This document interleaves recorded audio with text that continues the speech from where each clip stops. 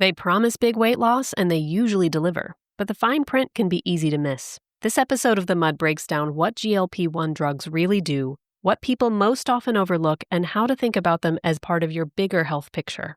Oh, and there's also a story about bread that says a lot about how we got here in the first place. These meds can be a powerful tool, but only if you know how to use them wisely and in a way that actually fits you. Stick around. Hey, I'm Morgan. I'm Chris. Welcome to the Midlife Mud, where we promise to bring the real shit, all the grit, and pretty much zero clue about how to deal with this crazy phase of life. And by the way, because this is all about feeling less alone, what we want most is to connect with you. Absolutely. So take a few seconds and visit themidlifemud.com and join our community. And you'll stay up to date on all the dirt. And even better, become a part of the conversation. We can't wait to see you there. All right. Tighten those boots and let's get muddy.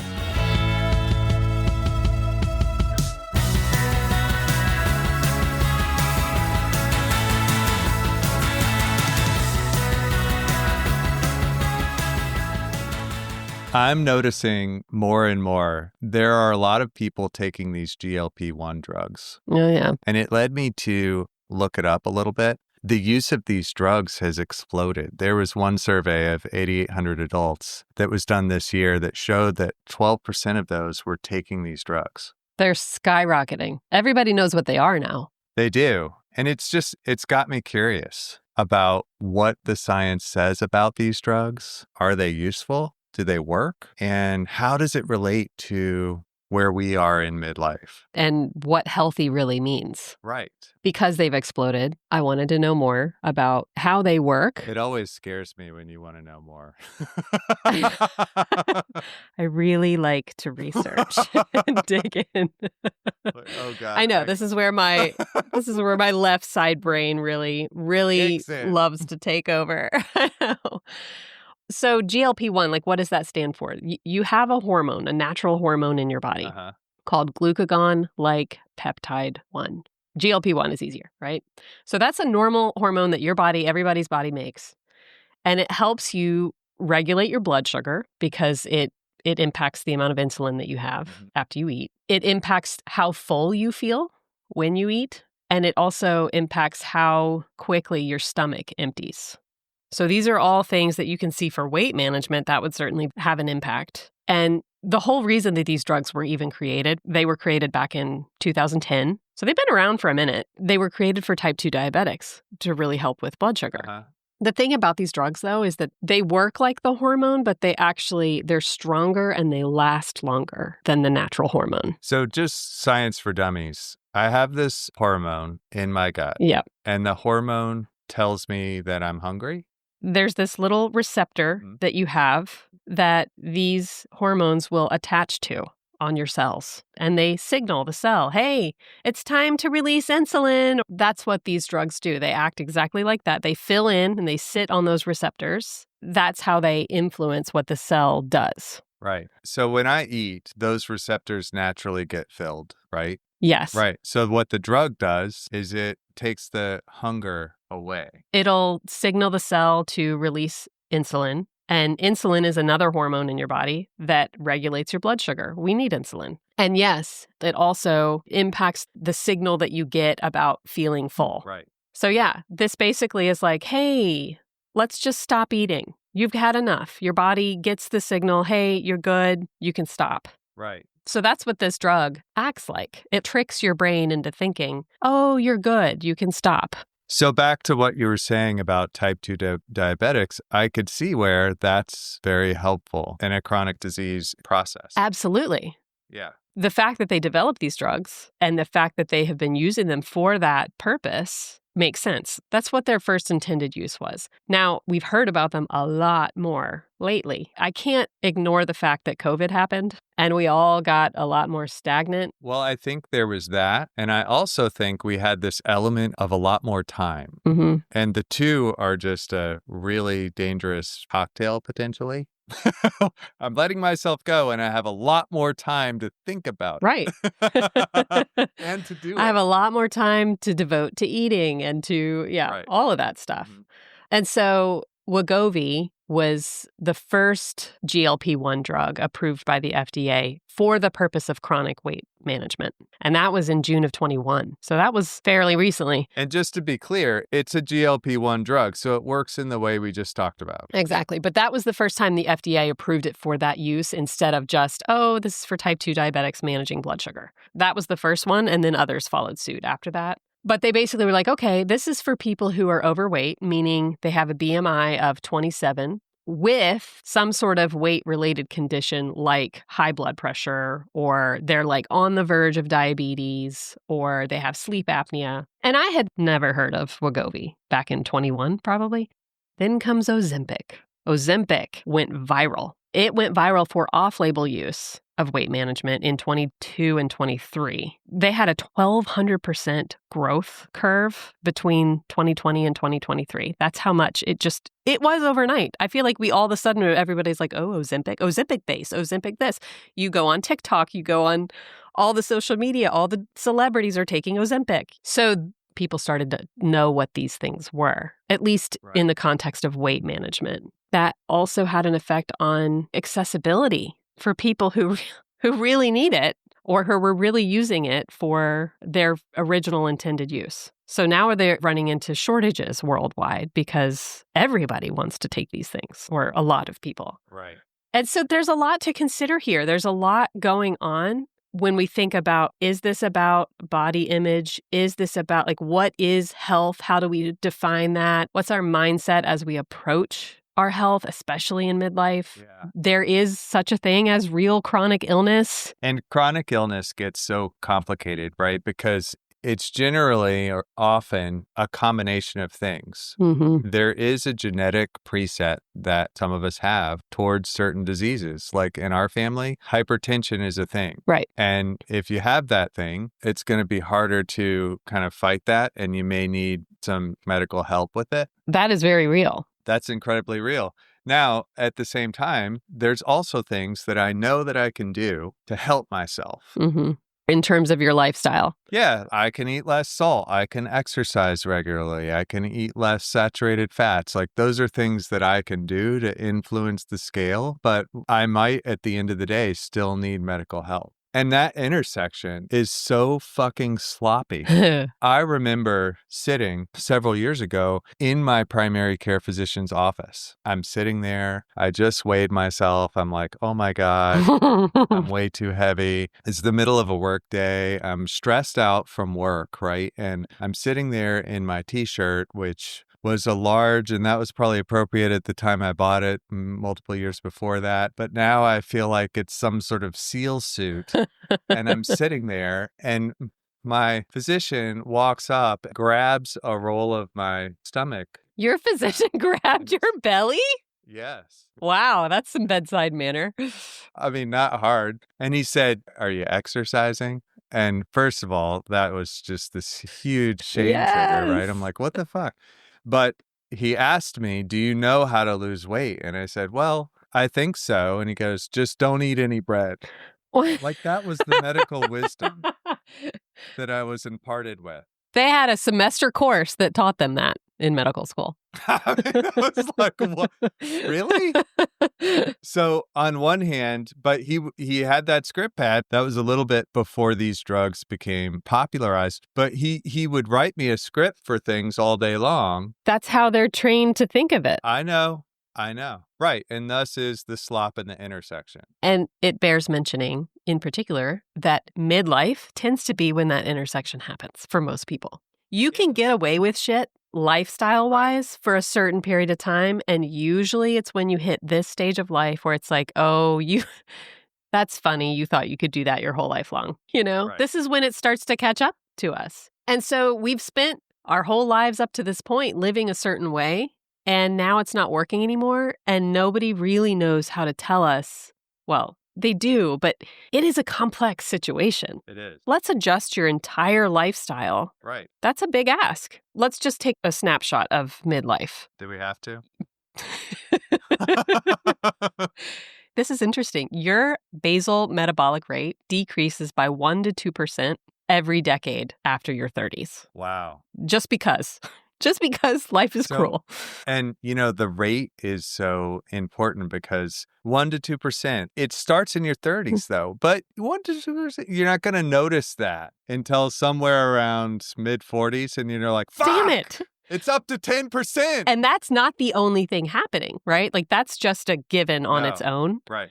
Then you have all these fucking hormonal changes. Menopause, perimenopause for women. Men actually decrease their testosterone over time. And all of that lends to fat storage. The other thing we have, it's not gender specific, is cortisol, right? We're stressed out. I don't know what you're talking about.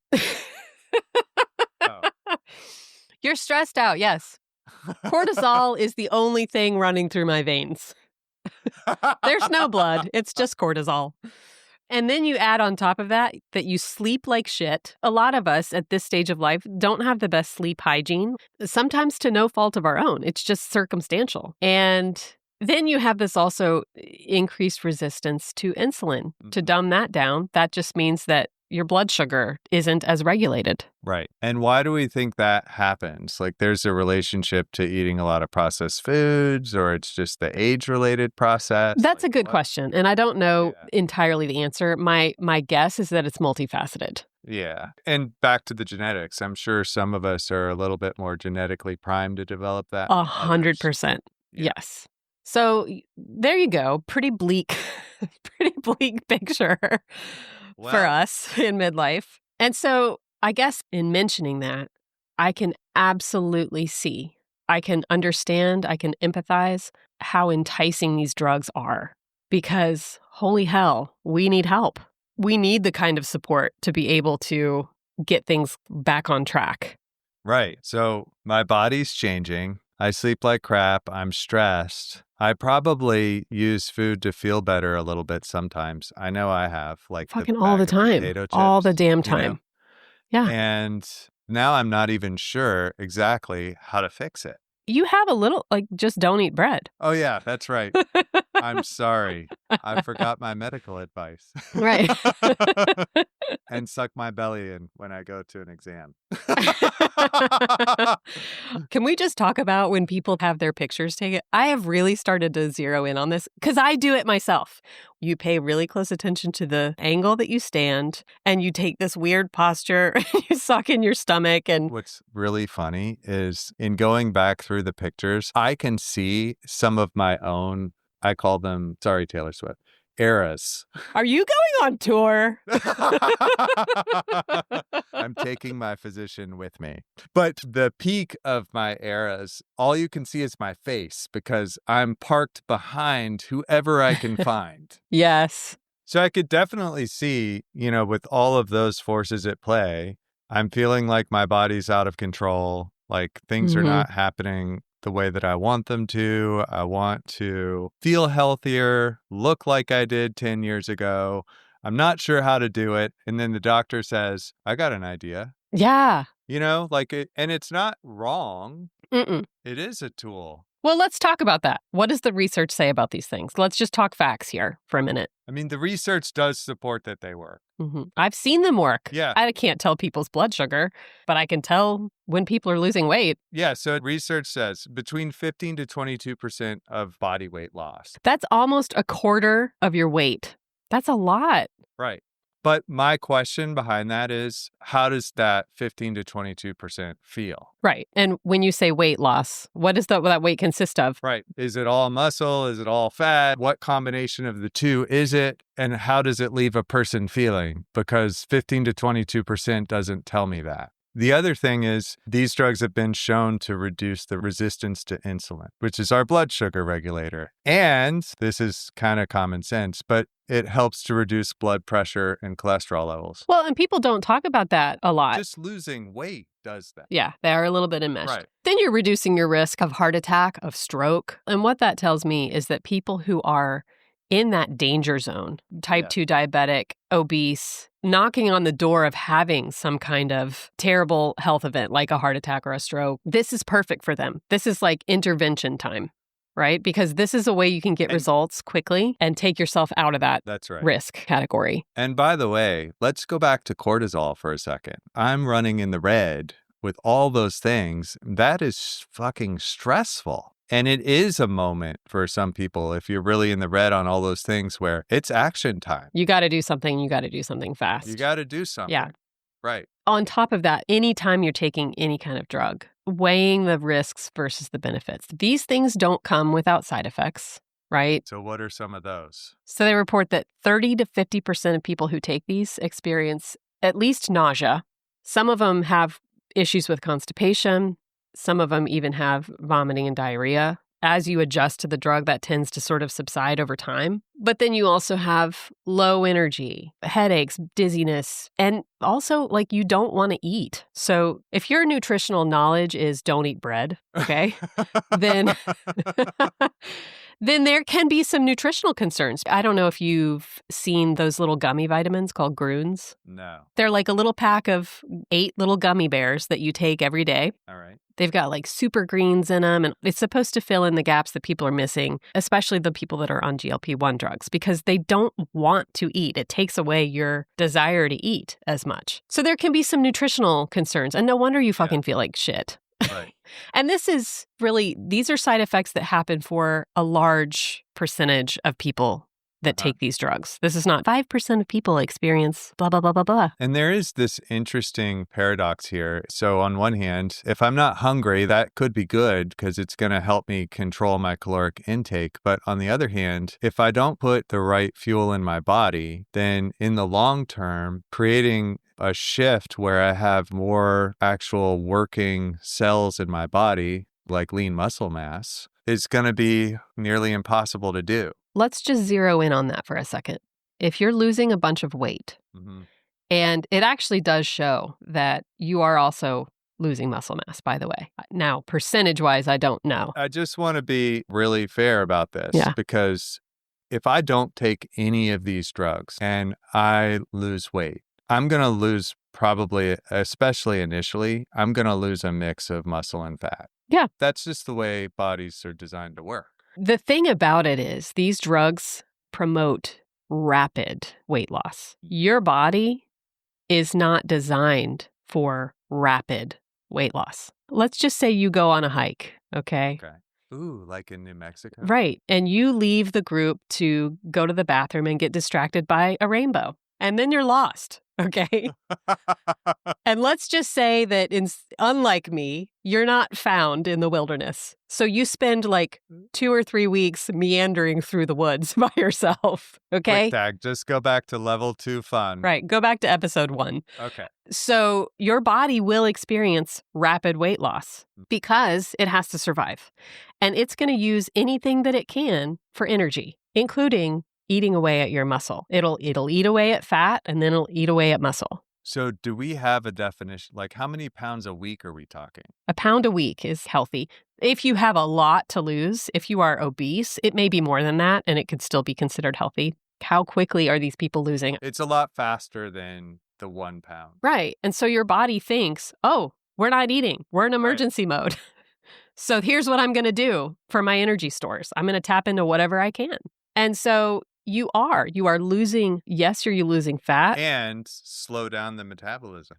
That's the other thing. What are we doing to our metabolism with these drugs? Have you guys, I'm talking to everybody. You're talking to all my personalities? I'm talking to all your personalities.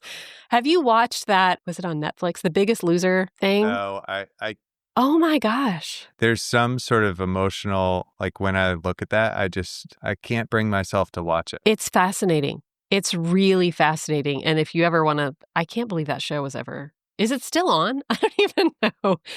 My point in bringing that up is that is exactly what happened with a lot of these contestants. The people who won, they actually interview a lot of the people who won or got really close to winning, who lost a ton of weight within a very short period of time. And if you look at them today, they have gained it back and then some. Yeah. It can really screw with your body. What screws with your body is not necessarily losing the weight. It's how you lose the weight and what you're doing to your metabolism when you lose the weight. Right. Right. If you're going to start intervening with the system that your body has in place to mobilize energy, i.e. your metabolism, it's good to know what you're doing. Yeah. You know what I mean? And another key takeaway is we need a little bit more than don't eat bread. We need a lot more. Right. A whole lot more, yeah. It's complicated. And it is complicated. And again, back to I understand why people are enticed by this, because God, wouldn't it just be easier to take a pill or a shot in your stomach or however these things are administered? But having some way to pay attention to your muscle mass and having a way to pay attention to your nutritional intake and be really intentional with those things, it matters when you're taking these drugs, no matter who you are or why you're taking them. So we talked a little bit about the side effects. The other thing that we know is if we stop taking these drugs, then the weight effects are going to reverse. Not just that, all of the effects. Right. Right. And the other thing is that we've already been touching on this. There's a big risk of muscle loss while we're on the drugs, especially if we're not doing anything to counter that. If we're not exercising, if we're not doing anything to build muscle mass, then we're going to lose muscle mass. And that leaves us at a higher risk for falling, injuries, fractures, decreased independence. And the older we are, the higher that risk for those things are anyway.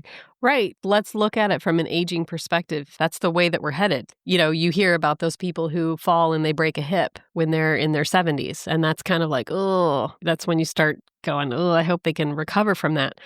I don't want to go through that, you know, when I'm 50. So we are almost, all other things aside, if we're only taking the drug, aren't we sort of accelerating the aging process to a degree? I don't know if I can answer it yes or no, but I can see where you're going with that theory. If you decrease your muscle mass, then you are going to accelerate your risk for those age-related things, falling, fractures. Like these are things that I deal with all the time. It's my job. The other thing, a lot of us, the allure of this is I don't know how to give my body proper nutrition and eat correctly and all of those things. So there's this disordered eating thing. I'm not sure how to give my body what it needs. And the drug itself, it's not addressing that. Not at all. Well, and it also can introduce that. Right. I think. Well, at the extreme end, it could send the message to someone, I can eat however I want, and I'm still going to lose weight. Or I can just not eat, you know? Like it can fuck with your head. Let's just get down to it. All of this points to, if you're going to use this drug as the end-all be-all, you're going to have to take this drug for the rest of your life if you want to reap the benefits of it. But the assumption is that that's all you're doing. That's what I mean. If this is the end-all be-all, if this is all you're doing and you want to reap the benefits of it, you have to take it forever, right? Because when you go off of it, all the effects are reversed. So we still don't know. Again, these are fairly new drugs. We don't know what the long-term risk is. We don't know, what happens in terms of your GI system and your pancreas and, long-term cardiovascular effects. What happens? So that's just a looming question mark for people who are using this as the main way to manage their health, if you will. Okay, so I'm back in my physician's office with my t-shirt on, feeling vulnerable. But now it's today. So these drugs are available and the physician is saying, well, I can get you this drug. Right. So here, based on this discussion, is what I'm asking myself. Like, if I take this drug, what's my plan for staying on it versus tapering? Like, how am I going to use this as a tool and then get away from it as the exclusive tool and keep working on where I want to be? Yes, it is a tool. Do you look at it as the only tool or a supportive tool? Yeah. And I think the way you're already looking at it is, okay, if I'm going to use this as a supportive tool, how do I do that and then veer away from it? Yeah. The next layer that I'm thinking about is, and this is already a little bit based on my journey to date, I know and subscribe to the idea that as I get older, I want to build and protect my own muscle mass. So I have this question about how do I balance that? How do I build muscle mass and get the nutritional health that I need if I'm going to use this tool? It's about being proactive. Right. And that's the thing is if you're coming into this, if you're going into that same doctor who told you not to eat bread, you're probably not leaving with the knowledge that you need to be able to do those things. Now, I will say, I do think that's getting better. I feel like in medicine, they are starting to really focus more on that. Mm-hmm. But, there's a lag still. Yes. So if you're going to go on these drugs, which, by the way, really do work, I think the question is, what is your plan? You can't just go in and not have a plan. Right. There's got to be a broader strategy. That gets me into this big picture mindset, which is always a little bit intimidating because there's this thought of what are we actually talking about? I think about wanting to have this state of sustainable well-being. Well, what does that mean? It means maintaining muscle mass, maintaining a certain BMI, maintaining feeling healthy. The bottom line is for people who don't give two shits about all the other things you just mentioned, how we feel and how we look. That's what we're talking about. Yeah. And then what's underneath that? Why do we want to feel and look a certain way? And I think it comes down to, it's this mixture of, especially as we're aging, we are in midlife, we're grappling with identity. Yeah. We're grappling with being seen, being noticed and visible in society, and having some sense of control over our circumstances in our lives. For sure. What's the overall mindset as we look at using these drugs? Well, and I think it's so easy to just be sitting there in the doctor's office or wherever you are watching TV and seeing one of these commercials and just feel like, yeah, I want to be thinner. And there's nothing wrong with that. Not at all. But there is this whole bigger set of things that could be thought about. Say more. Well, I mean, there's the overall how to be healthy and how to maintain, weight loss and why am I even wanting to do this and what am I looking for? And there's a lot of factors. There is. And we live in a culture where the path of least resistance is the most enticing. And so I think we're often in search of the quick fix rather than really getting to the root of a problem. Yeah. And in this case, we're talking about health. Well, what the hell is health? What is it really? Right. And what are we doing to address the root issue? When we talk about having a broader strategy here, that's the difference. It's such an interesting paradox because I can sit and look at old photos, and that's another thing that our tech is really good at delivering. Remember when you were thin and young and pretty? Right. This day on 2005, when you were actually physically attractive. And so here I am, the Chris of today, looking at this picture of the Chris of yesterday. And by the way, the Chris of yesterday was chasing all kinds of bullshit, but that's not the first thing that comes into my head. The thing that comes into my head is that lucky son of a bitch. I want to look like him. Where is he? Right. And so on one hand, here I am, cased in the wisdom of my years, right, inside my body. But I feel like I'm withering. The external shell of myself is becoming something different. And I just want to get back the guy from 2005, but retain all of the wisdom of the guy from 2025. And it's such a simplistic thought. And then you layer on top of that, I'm too busy to learn a whole new lifestyle, by the way. And that seems complicated. Right. And my brain is fucking flooded with cortisol. Yeah. So absolutely, give me the easy way, right? And I think that's what we're really talking about here.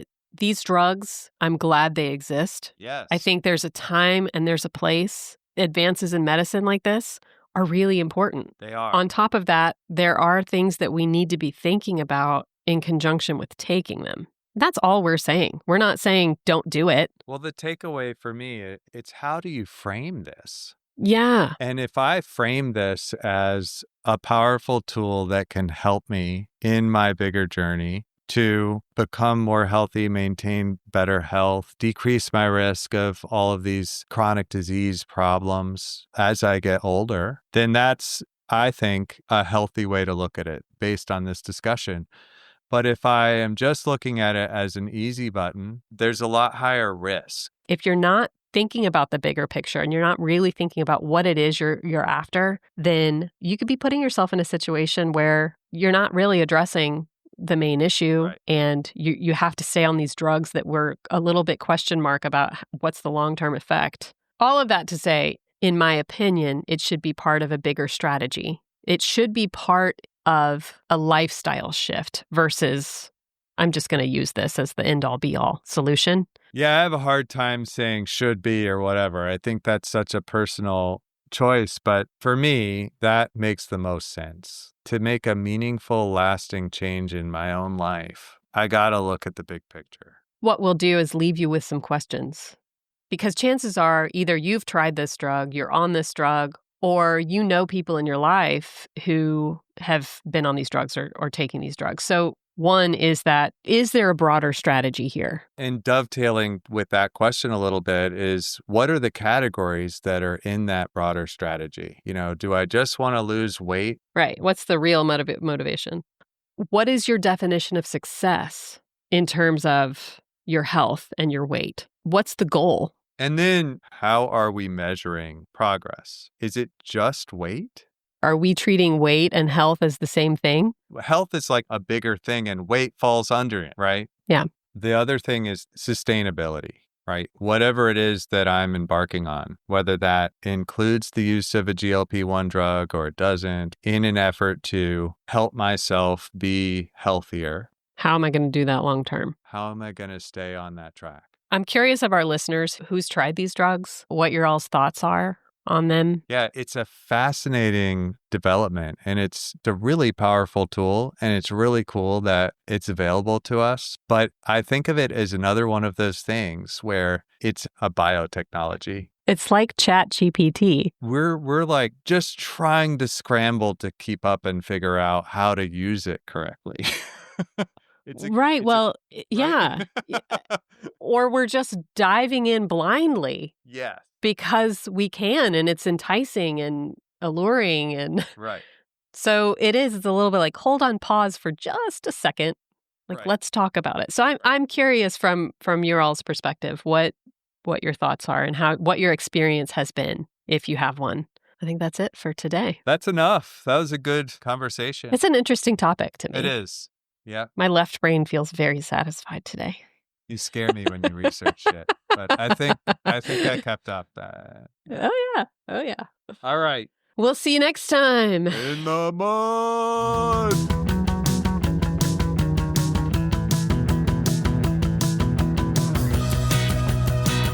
Thanks for being with us in the mud today. If you liked this episode, do us a huge favor and subscribe to the show. This is going to make sure you never miss an episode, and it's going to help us grow our muddy community, which would mean the world to us. See you next time in the mud.